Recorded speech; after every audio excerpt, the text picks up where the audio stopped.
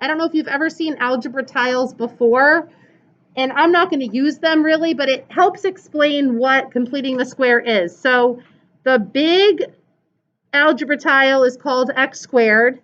The skinny long rectangle is called x, and these little tiny tiles are ones. And so you can represent quadratic problems using algebra tiles. So you might never have seen algebra tiles before, that's okay. But the big box that I draw has length x and width x, so x times x is x squared. The skinny rectangle has a length of 1 by x, so it's x. And the little 1 tiles are 1 by 1, so they're 1.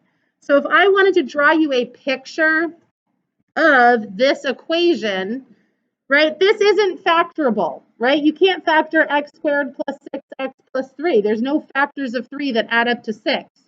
So we need a new strategy beyond factoring. And completing the square, you're actually going to use when you study conics in pre-calculus. So to transform circle and ellipse equations, you're going to use this strategy. So that's why it's nice to introduce it in Algebra 2. All right, so here's how I would draw x squared. So here's x squared. So now I'm going to strategically line up my 6x rectangles. So 1, 2, 3, 4, 5, 6. So I've got x squared, and then I've got these 6x tiles. And if you're not the best drawer, that's okay. It's just to give you an idea. So to complete the square, the idea of completing the square, how many little 1 tiles would it take to fill in that area? How'd you get that? 3 times 3, right? So it would take 9 of these little 1 tiles to fill in. See how this just made a square? Right? So my x squared tile, my 6x's, it would take 9 of these little 1 tiles to quote unquote complete the square. I only have 3 of them so far. So I'm going to show you what it means to actually complete the square. How many would you have to add? If you currently have 3, you'd have to add 6. So the way that you'd solve by completing the square is, well,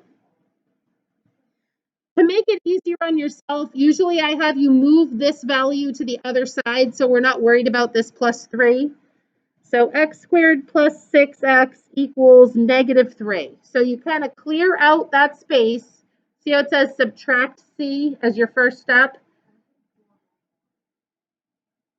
Well, you could draw 9 individual boxes. Oh, to show you how many little 1 boxes it would take to complete the square. I'm just showing you what completing the square means.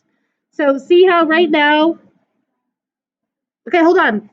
Right now, if I drew this as a square, right? So this is my square. So I've got x squared, right? You're okay with where that came from. I've got these 6x boxes. See how I have this empty space right here? So if I have to fill that in with little tiny 1 tiles, it would be 1, 2, 3, 4, 5, 6, 7, 8, 9 1 tiles. Well, x squared does, 6x does, and I'm trying to figure out what I'm completing the square with, right? So I'm trying to show you what completing the square means, that's all. So over here, see how I have x squared plus 6x? What did I use to complete the square? 9. So when you complete the square, you add 9 to both sides of the equation to keep the equation balanced. Remember how I asked you how many I really had to add? Didn't I really only have to add 6, right? So I'm going to end up with 6 on the right-hand side. So I get x squared plus 6x plus 9 equals 6.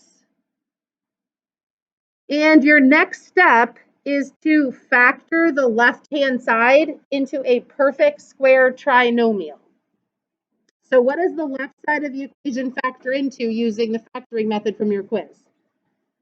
Right, if you use diamond, factors of 9 that add up to 6 are? Okay. X plus 3 squared equals 6. Are you with me? It's a perfect square trinomial, so they both come out the same.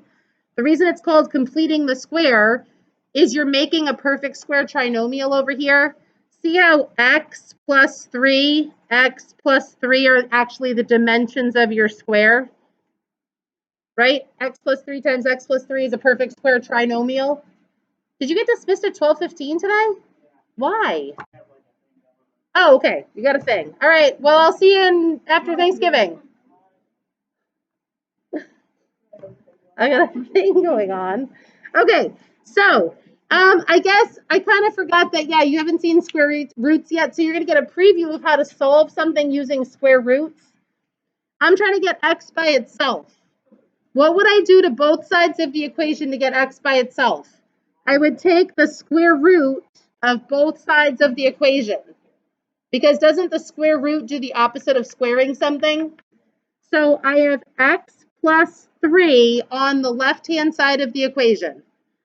I have the square root of 6 on the other side of the equation. So I went from x plus 3 squared. I took the square root of both sides. And I got x plus 3 on this side by itself now equals the square root of 6, which is not a perfect square, so I left it as the square root of 6. Did I lose you on a step? Taking the square root of both sides? It's kind of like adding 2 to both sides or multiplying by 4 on both sides. It's the only way you're going to get rid of a perfect square. Squaring and square rooting undo each other. So there's one other piece. You're going to subtract 3 to the other side to get x by itself. But how do I explain this? That when you take the square root of something, you get 2 solutions. So if I asked you, what is 3 squared, what would you say? 3 squared is 9, right? If I asked you the square root of 9, what would you say? Okay, let me ask you a different question now. If I asked you what number squared will give you 9, what would you say? Okay, there's actually 2 solutions, 3 or negative 3. So up here, when you're evaluating, this is called the principal square root of 9. If I ask you what's the square root of 9, you would just say 3. When you're solving a quadratic, just like difference of squares, remember we get 2 solutions. If you take the square root of both sides in an equation, you actually get 2 solutions, the positive square root of 9 and the negative square root of 9. So you get 3 or negative 3. So over here, when I take the square root of both sides of the equation, I actually get plus or minus the square root of 6 to represent those 2 equations, or those 2 solutions. So plus or minus the square root of 6 minus 3 is the answer. So we're getting an answer that looks unlike anything that we've found before because we found integer for like fraction, a half intercepts. That is an intercept at the square root of 6 minus 3, right? Which is a number that, without decimal form, I don't know what that is. If I graph this for you, x squared plus 6x plus 3, oops. So here's my quadratic. See how it's crossing the x-axis in between those values? So if I take the square root of 6 and add 3, square root of 6 and subtract 3, and the negative square root of 6 and subtract 3, my intercepts are at negative 0.55 and at negative 5.4. So there's my 2 intercepts at those decimals. So when you go through solving square roots, it'll go into more depth of this. You'll see this again, but at least you'll be exposed to it before just doing it all with videos. So let me show you one more time with a picture, and then you can try. We'll try a few on the back. And then maybe we'll, I don't know, maybe the guided practice I'll assign a different day. Okay, so here's my picture. X squared, right? X squared. Negative 4x, I can just represent using algebra tiles again. They would just be a different color for negatives, but completing the square is going to require the same number of tiles. So there's my x squared. There's my negative 4x. If you want to call them negative, you could, but a negative times a negative is a positive. So how many little 1 tiles would it take to complete the square? 4, right? So what you're doing, I forgot to point this out, but at the top, see how it says 1/2 b squared? Well, what's the b value? -4. So if I take -4 and cut them in half, I have -2 on this side, -2 on this side. -2 times -2 is +4. So to write it out, I'd have x squared minus 4x equals -8, because I'm moving the c value to the other side. We just said we're adding 4 tiles in between. So what is the perfect square on the left-hand side? What does this factor into?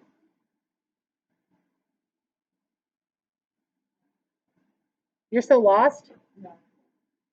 Well, we should know how to factor a trinomial. That's not new. So how do I factor the left-hand side? What are the factors of 4 that add up to -4? It's harder. That's why I thought I'd introduce it when we're together.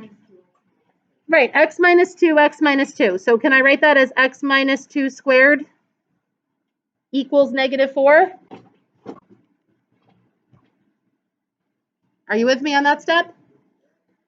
All right, what happens if I take the square root of a negative number? Can I take the square root of a negative number? So there's no solution to this problem then. If you get to the step where you're taking the square root of a negative number, and there's no solution you can stop. There'd be no x-intercepts, right? What does this graph look like? So let's see, x squared minus 4x plus 8. If I graph it, must never cross the x-axis. There it is, no solution. So we did it correctly. All right, let me show you the back page at least. And I wanted you to do a couple practice problems, but let's see. So equation number 3.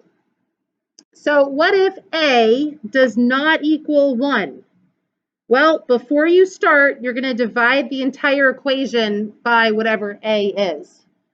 So in this equation, what am I going to divide through by first? 2. You have to start with just x squared so that you can complete the square. If you have 2x squareds, wouldn't you have a rectangle, right? You'd have those x squareds beside each other. Can't complete the square. So I'm just going to divide by 2 before I start. So I'd have x squared plus 2x minus 8 equals 0. Your first step is to get c to the other side. X squared plus 2x equals 8. So let's try to not draw a picture this time, right? When you don't draw a picture, how do I know what to add right here to complete the square? I can use the formula from the front page, right? You're cutting this number in half, laying it on either side, and then squaring it. Yeah, it is 1. Do you understand why it's 1? Right? Here's your x squared. Here's your x. Here's your x. And then there's your 1 right there. So if you add 1 to both sides, you are forcing this to be a perfect square trinomial. So what does that perfect square trinomial factor into? X plus 1 times x plus 1. So now my next step is to take the square root of both sides of the equation to get x plus 1 by itself. When I take the square root, I get 2 different solutions, either +3 or -3. Actually, it might not be the best to write them next to each other like that. So either +3 or -3. What do I do to solve for x last? So I just split them into 2 separate answers. So I'm going to subtract 1. So x is either 2 or -4. So these actually came out to integer zeros. Why don't you try equation number 4? You can do it, I think.